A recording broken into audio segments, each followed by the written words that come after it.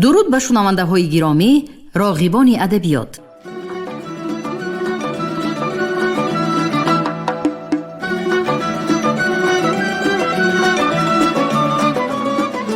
با توجه شما عزیزان، کتاب قهرمان تاجیکستان استاد صدرالدین عینی نمونه ادبیات تاجیک در قرائت کارمند شایسته تاجیکستان علیزاده عبدالرشید خوجانقول. گفتار 52.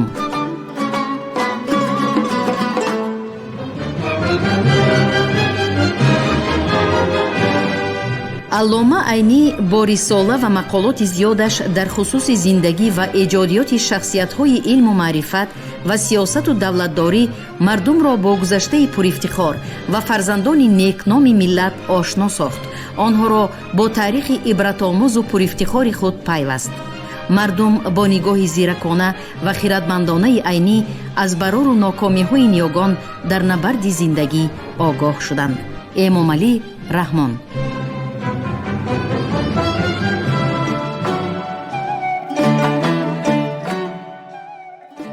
گفتارها در وصف علامه صدرالدین عینی.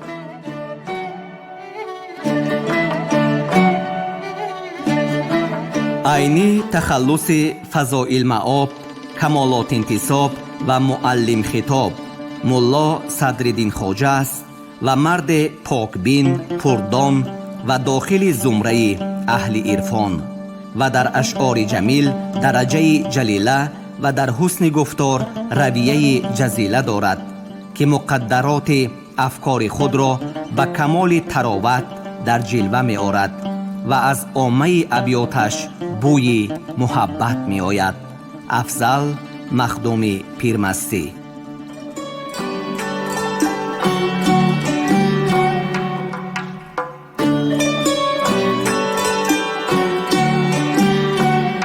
قهرمان تاجیکستان صدرالدین عینی در عرصه فرهنگ ملت ما بسیار قهرمانی ها کرده است، ولی نخستین و بزرگترینش به یگان شبهه نمونه ادبیات تاجیک است که نمونه های درخشان این فرهنگ را قاطعانه به مدعیان بی بنیاد رساند و این ملت را بی باکانه از ترکتازی های زمان رهاند.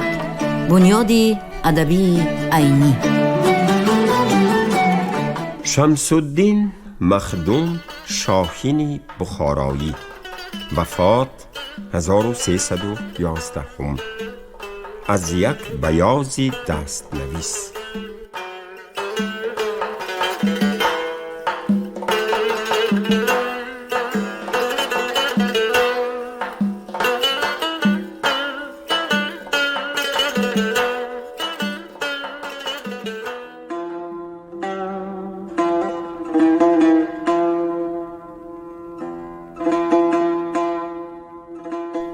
شاهین بعد ختم کتب رسمیه به بلای ندیمی امیر عبدالاحد گرفتار آمده در این پیشه بسیار اذیت‌ها کشیده و جفاها دیده است. اصول حکومتداری امیر، نظام و نسق دربار او به مانند شاهین یک شهباز مرغزار فضل و کمال و آزادی هیچ موافق نافتاده است.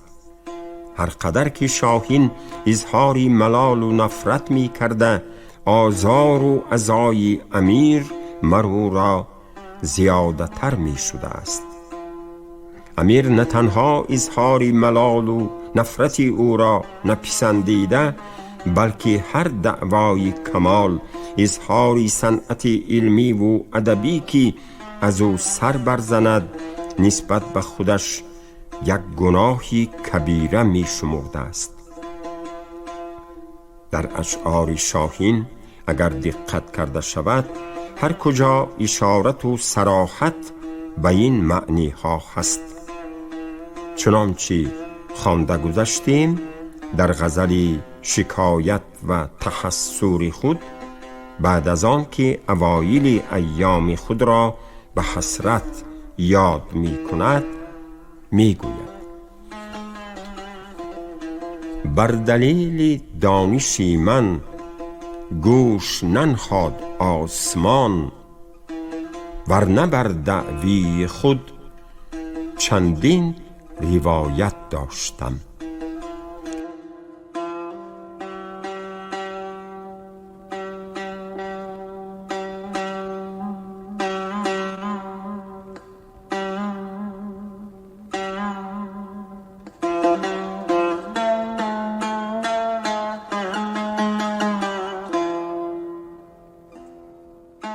امیر هر وقت طعنه می‌زد که شاهین یک ملا بچه پایلوچ بود. من او را به منصب عالی ندیمی نشاندم، به قطار امرا و حکامش جای دادم. چون پست مایه دولت نادیده بود، باری دولت را برداشتن نتوانست. کفران غرور و کورنمکی می کند. شاهین در غزل مذکور به این ادعای امیر یک جوابی ادبی مسکیت می دهد. جای منت نیست با من چرخ را، کز خوان او چون مهی نو با لبی نان قناعت داشتم.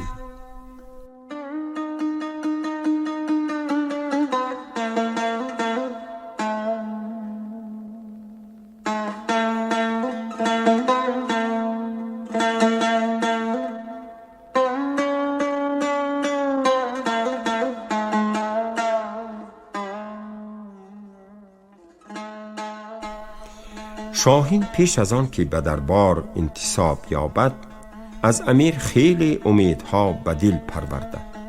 به این همه اذیت و جفا کشیدنش در حقیقت آن امیدهای بی جا و طفلانه سبب شده. بعد از کار رفتن به این نقطه پی برده. به غزل مذکور به همین معنی اشاره می کند. گر کند چندین ستم بر جان من گیتی رواست، تا چرا زان کینه خو چشمی مروت داشتم.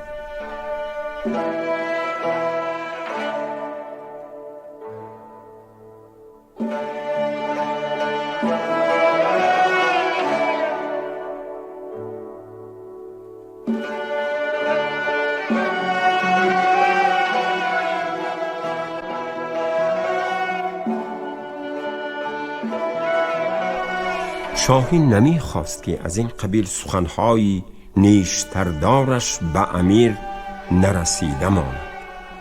بنابراین در مقطع این گونه غزلها به نام امیر یک بیتی مداهنه‌کارانه استهزاء آمیز علاوه نموده تقدیم می نمود، چنانچه در مقطع غزل مذکور نوشته: یافتم از آستان شاه شاهین آبروی، من که روی عجز بر خاکی مذلت داشتم.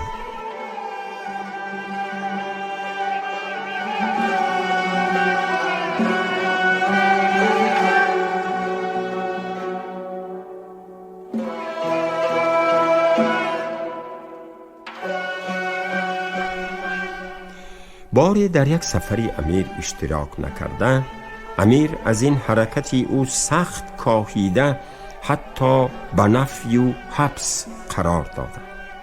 چون ماجرا را به واسطه دوستان خود شاهین پی برده، قصیده معذرت آمیزی که در توصیف اسب در بالا ثبت یافت انشاد کرده تقدیم نموده از این تهلوکه خلاصی یافته است. شاهین در رکاب امیر به آن قدر علم و ستمها تاب آورده نتوانسته، عاقبت سیل شد. در این حالت هم از خدمت دربار معاف نگردید. باری در سال 1307 بستری شده، به سفر اشتراک کرده نتوانسته، از ضعف مزاج قادر به عرض احوال هم نشده. در آن وقت امیر به قاضی بدرالدین دستخط کرده ندیم دیگر یافته دادنش را امر می فرماید و در علاوه می گوید که عیناً شما عرض کنید ما بیاریم مثل جوانمرگ شاهین کند خوب نی. بدبختی جوانمرگ برآمده اوزاد هم نکرد یا من بی تاب گفته عرض هم نکرد. اصلا ما از کولابی و حصاری تاری نداشتیم. این دستخطی امیر بعد از انقلاب کبیر بخارا از خانه قاضی کلان به دست افتاد.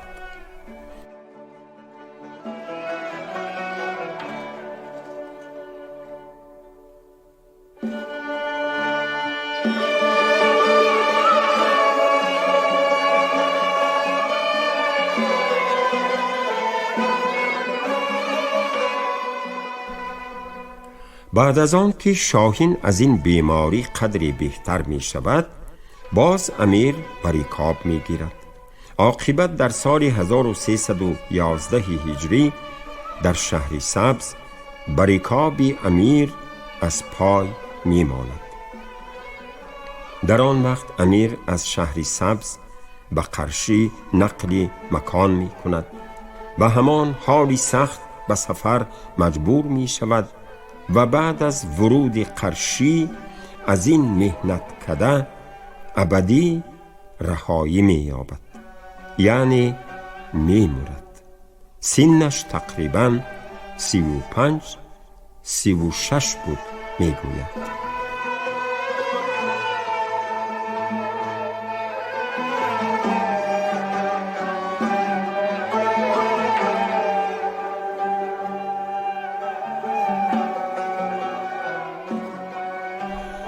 شاهین چون در حال حیات خود از تقدیر و تحسین فضل و کمالش مایوس می شود به مکافات و استحسانی بیریای بعد از وفات دل می بندد.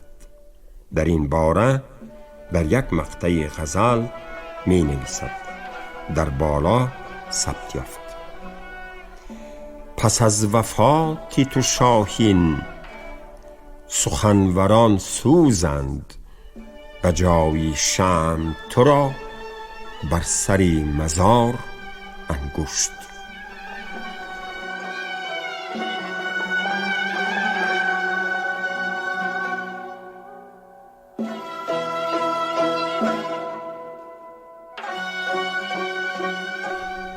در واقع شاهین بعد از وفات انگشت نمای ارباب دانش شد. نه تنها انگشت نما شد، هر اهل فضلی که قبر شاهین را به انگشت اشاره می کند از حرارت تحسین و آفرین انگشتش چون شمع سری مزار می شود. در این معنی قطعه ذیل را نیز انشاد کرده است: شعری روان من که پس از مرگ هر کی دید گوید هزار رحمت حق بر روان او. شاهین که سیتی شهپری معنی به عرش بود، در پیش تاق سدره سزد آشیان او.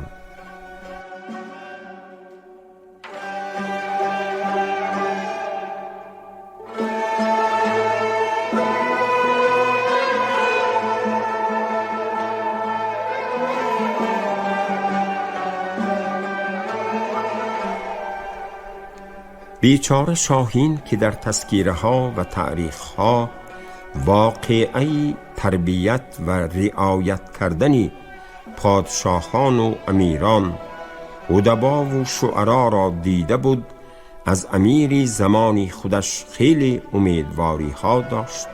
چون مایوس شد حسرت عهد امیر مظفر را می خورد و گمان می کرد که اگر او زنده می بود آیین ملکداری خوبتر و بازاری فضل و کمال گرمتر می بود.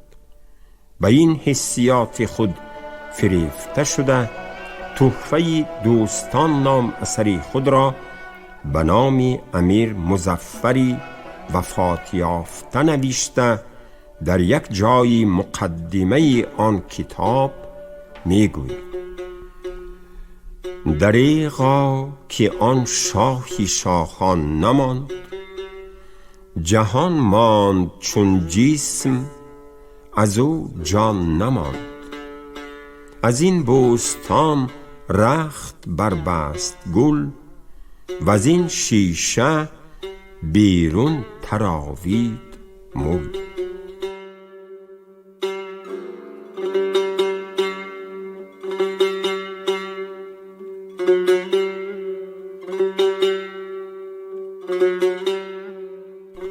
چو گوهر ز دریا فراتر نشست، خزف پاره در جای گوهر نشست. جهان نوجوان بود شد گنده پیر، بروخ شاهدی بخت اندود قیر. چو گیتی ز جمشید پرداخت تخت، بران تخت ضحاک انداخت رخت. در این مصرع ها مرادش از خزف پاره، گنده پیر، قیر، ضحاک امیر عبدالاحد است. چو گوهر ز دریا فراتر نشست، خزف پاره در جای گوهر نشست. جهان نوجوان بود شد گنده پیر، بروخ شاهدی بخت اندود قیر. چو گیتی ز جمشید پرداخت تخت، بران تخت ضحاک انداخت رخت. شکوه در آیین دولت نماند، به توران زمین زیب و زینت نماند.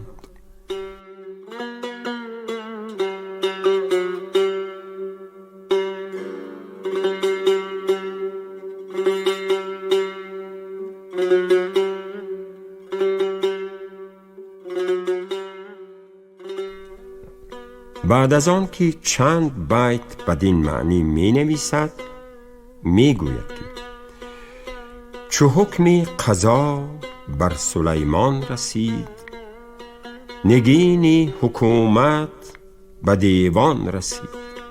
در این عهد اگر چند آن در پاک، چو گنج است آسوده در کنج خاک. من این نامه بر نام او ساختم، نهالی طمع از بن انداختم. و در پایان تری این باب می نویسد: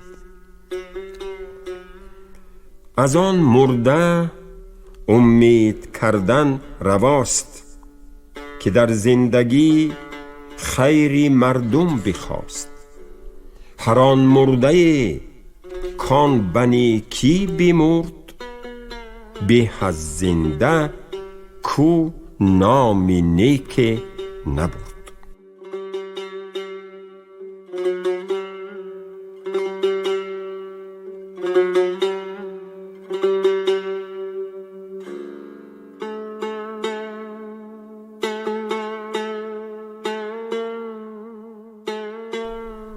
شاهین البته در این حسیات خود فریب خورده، زیرا ممکن است که مظفر نسبت به عبدالاحد در بعض خصوص بهتر باشد، اما در باب خونریزی و سخت دلی آن نظر به این به درجات بالاتر بود.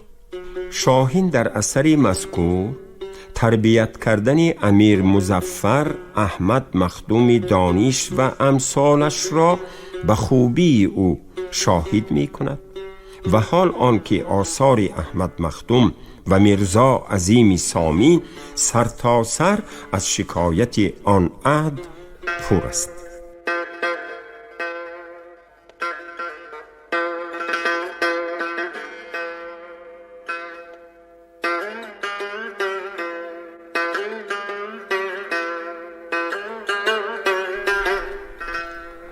تذکیره نویسانی معاصر هم در حق بیچاره شاهین ظلم کردند، با آنکه فضل و کمالش را تقدیر می کنند. مغرور و خودپسند بود، قدری تربیت امیر را ندانست، بنابراین جوان مرگ شد می گویند بالمضمون. اما حاجی عظیم شرعی از آنجا که تذکیرش پیش از زمان نکبت شاهین نوشته شده است، تقدیرهایی بی تشنیع کرده. از تذکیر نویسانی معاصر تنها صدر ضیا بعد از تحسین و تقدیر فضل و کمالش به نکبت و مهنت او بی ریایانه تأسف خورده است. شاهین غیر از غزل، قصیده، قطعه و امثالش دیگر آثاری مهمی نیز نوشته است. از آن جمله یکی تحفه دوستان است و پیروی بوستان شیخ سعدی، لیکن ناتمام مانده. دویم، دیگر لیلی و مجنون را به تأثیر وفات زوجه‌اش که محبوبش بوده به نظم آورده. سیوم، دیگر بدایع و صنایع نام رساله منصوره در تنقید و تعریض ابنای زمان خود.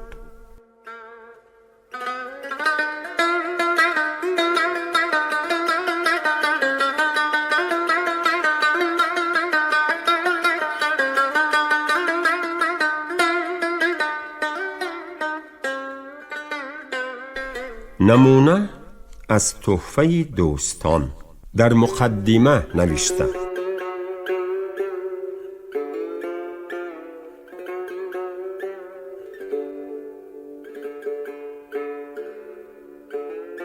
مرا شکوه پایان ندارد گذار، که خود شکوه بحری بود بی کنار.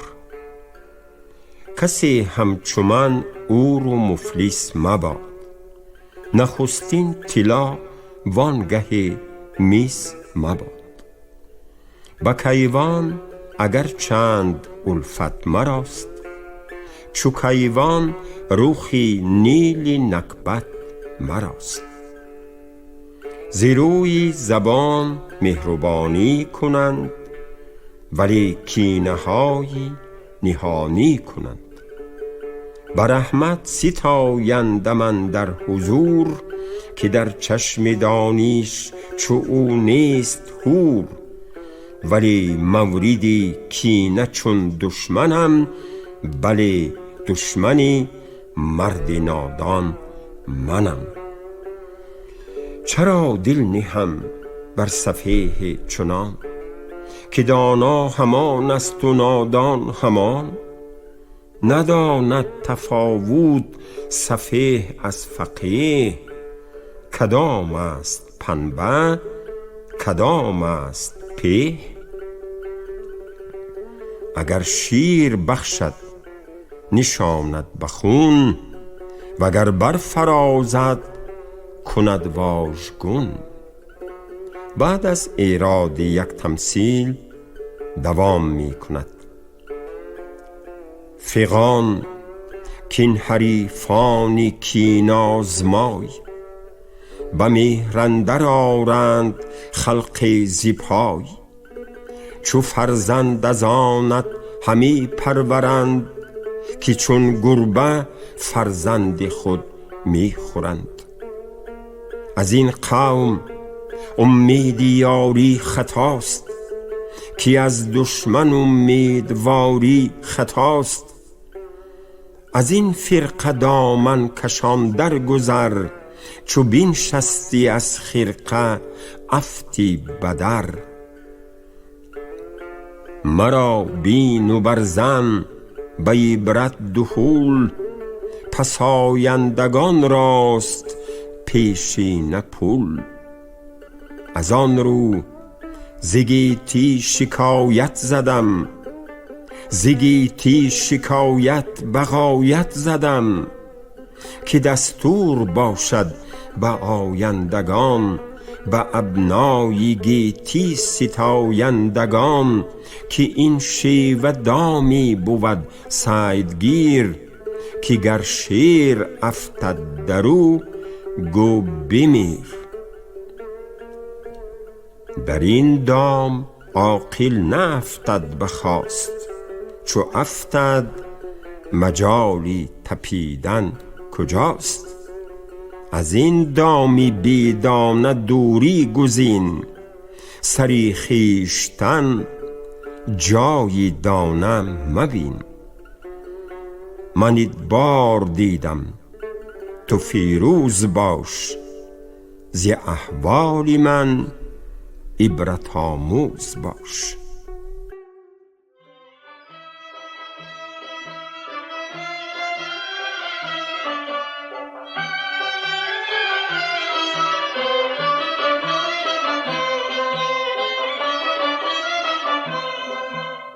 دوستان عرضی امیدم با نگاری من برید، دوستان عرضی امیدم با نگاری من برید، رحمتی از خاطر امیدواری من برید، رحمتی از خاطر امیدواری من برید.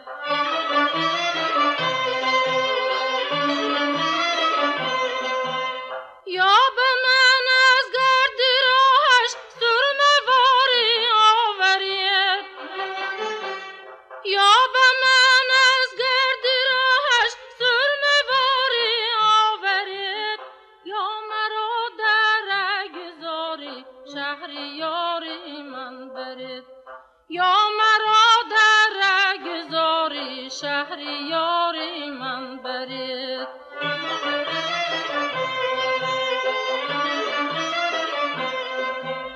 من قتیل غمزه او نگاه گشتم، من قتیل غمزه او نگاه گشتم، یا مرا مسند نشینی گلزاری من برید، یا مرا مسند نشینی گلزاری من برید.